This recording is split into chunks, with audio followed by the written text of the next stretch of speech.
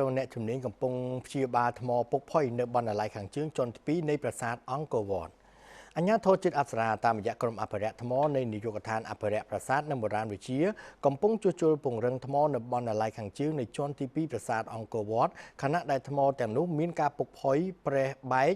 ដោយសារកត្តាធម្មជាតិនិងអាយុកាលលោកសយសុភិរិនបុរាណវិទូនៃអញ្ញាធរជាតិអប្សរាបានបញ្ជាក់ថាការជួសជុលថ្មនេះផ្ដោតលើការទប់ស្កាត់កុំឲ្យថ្មបន្តពុកផុយបែកឬប្រេះបន្តទៀតដែលអាចប៉ះពាល់ឬធ្វើឲ្យបាត់បង់រូបរាងក្បាច់ចម្លាក់ពិសេសរូបអប្សរាប្រសិនបើពុំមានការព្យាបាលបានទាន់ពេលវេលានោះទេ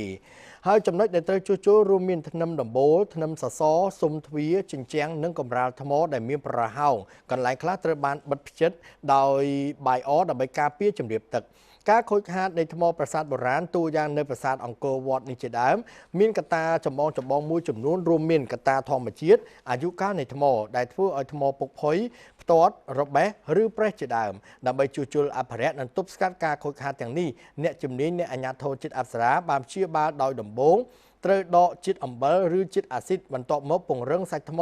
ដើម្បីឲ្យវាមានភាពរឹងមាំឡើងវិញនិងបិទបាយអតាមស្នាមប្រេះការពារកុំឲ្យទឹកភ្លៀងជ្រាបចូលបើតាមការបញ្ជាក់ពីលោកសយសុភិរិនបានបញ្ជាក់ថាកន្លងមកក្រុមការងាររបស់លោកធ្លាប់ព្យាបាលនឹងអភិរក្សថ្មមួយចំនួននៅបរិវេណប្រាសាទអង្គរវត្តដូចជាជួសជុលជើងសសរពុកផុយចំនួន10ដើមនិងព្រះពុទ្ធរូបទាំង4អង្គទៅនៅ